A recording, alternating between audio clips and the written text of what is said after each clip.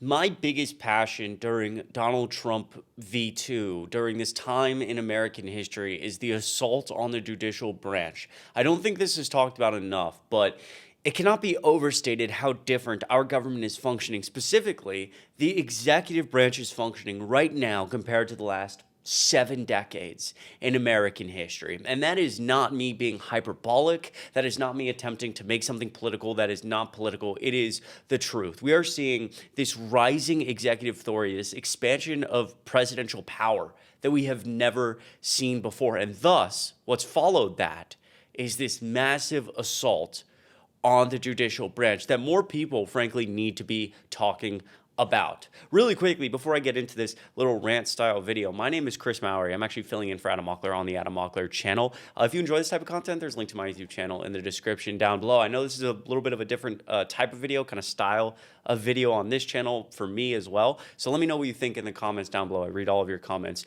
Truly, Adam and I appreciate each and every one of you. Make sure you're subscribed to the Adam Mockler channel as well. We're trying to build this community, uplift Gen Z voices to punch back against the MAGA movement. And so it really helps us out if you just hit like and subscribe. I appreciate you. But going back to this idea of this attack on the judicial branch, this rising executive authority, Donald Trump signs Schedule F, executive order, on day one of his presidency, giving him the ability to mass fire civil servants. And so he floods the executive branch, the DOJ, the FBI, the CDC, the SEC, three-letter agencies. He floods them with loyalists.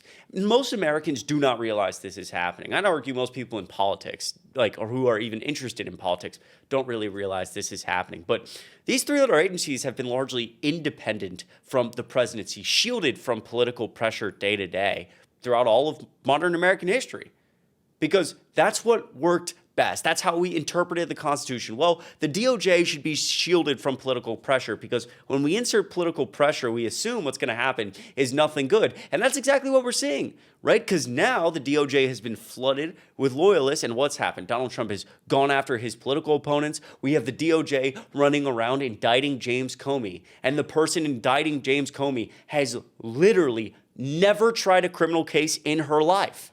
She's an insurance law attorney, and she's failed miserably on this James Comey case. And you say, well, why is somebody who's never tried a criminal case before, ever, trying one of the highest profile criminal cases in the last 10 years in American history? Well, that's because the last two individuals who were asked to do this resigned, because they were like, there's no evidence here, I refuse. And they were forced out. Why? Because the DOJ has been hyper-politicized like we've never seen before, because the DOJ is no longer acting in the interest of finding justice for the American people. No. It's a political arm of the president now, just like every other three-letter agency is. The DOJ's main purpose now is to be politically advantageous to Trump, just like the SEC. We saw actually the number one investor of Donald Trump's cryptocurrency, Alex's son, out of 220 top investors that Trump invited to the White House for this cryptocurrency dinner. If you remember, I think this was back in February, March. The number one investor was Justin's son. He dumped tens of millions of dollars into Trump's personal cryptocurrency, influencing his net worth. He also dumped tens of millions of dollars into World Liberty Financial, which directly partnered with the Trump organization to do all this cryptocurrency venture stuff.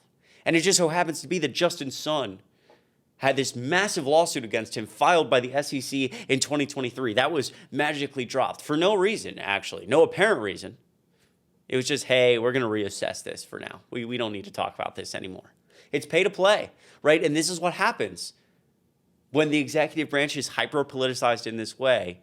It no longer seeks, for example, the DOJ no longer seeks justice for the American people. These agencies no longer work on behalf of the American people. It's all pay to play, and they all become political arms of the president, which make us all weaker. And in that, the topic that I really want to talk about and touch on is because the executive branch has expanded in this way and is so much larger, they are attacking the judicial branch. And they are now using law, they are now using judges and the courtroom for their own political gain, and it is stunning. Eric Adams had federal charges against him, corruption. The dude is a piece of garbage. And we saw 7 resign in disgrace because the DOJ asked these prosecutors to drop the charges against Eric Adams, essentially for political reasons. They wanted to funnel their politics through New York City. And so they sat Eric Adams down and said, hey, we'll drop these charges for you, so you don't have to deal with any of this anymore. You don't have to go to literal federal prison. And in exchange, you're going to be politically kind to us. Now, luckily, Zohran Mamdani would end up winning that election, so things didn't pan out quite as the Trump administration would have hoped. But 7 prosecutors resigned in disgrace because they said no. And in fact, the 7th prosecutor who resigned before they found somebody who would submit this request to drop the charges in a court of law, the 7th prosecutor seemed actually fairly, kind to the Trump administration, possibly suggesting this individual voted for Trump. But the letter was still so scathing. Listen to this. Quote, this is the end of this letter. Quote, there is a tradition in public service of resigning in a last-ditch effort to head off a serious mistake. Some will view the mistake you are committing here, he's talking to the president, in the light of their generally negative views of the new administration. I do not share those views. I can even understand how a chief executive whose background is in business and politics might see the contemplated dismissal with leverage as a good if distasteful deal. But any assistant U.S. attorney would know that our laws and traditions do not allow using the prosecutorial power to influence other citizens, much less elected officials, in this way. If no lawyer within earshot of the president is willing to give him that advice, then I expect you will eventually find someone who is enough of a fool or enough of a coward to file your motion. But it was never going to be me. Please consider this my resignation. It has been an honor to serve as the prosecutor in the Southern District of New York. Yours truly, Hagen Scotton. I mean, that is and very few people heard about this letter, but kind of if you understand how unprecedented it is for somebody to resign in this way, for a prosecutor in the Southern District of New York to give such scathing words about the current administration. And he was the 7th. And he seems to suggest there that he, maybe voted for Donald Trump. We saw recently, just in the last 2 weeks, a Reagan-appointed federal judge resign from his lifetime position, saying, quote, the reason is simple. I can no longer bear to be restrained by what judges can say publicly or do outside the courtroom. President Donald Trump is using the law for partisan purposes, targeting his adversaries while sparing his friends and donors from investigation, prosecution, and possible punishment. This is contrary to everything that I have stood for in my more than 50 years in the Department of Justice and on the bench. The White House's assault on the rule of law is so deeply disturbing to me. I feel compelled to speak out. Silence for me is now intolerable. Again, that is unbelievable. A Reagan-appointed judge serving the law field in this country, serving, representing what it means to care about the Constitution as a federal judge for decades, resigns. The White House's assault on the rule of law is so deeply disturbing to me. Silence is no longer an option.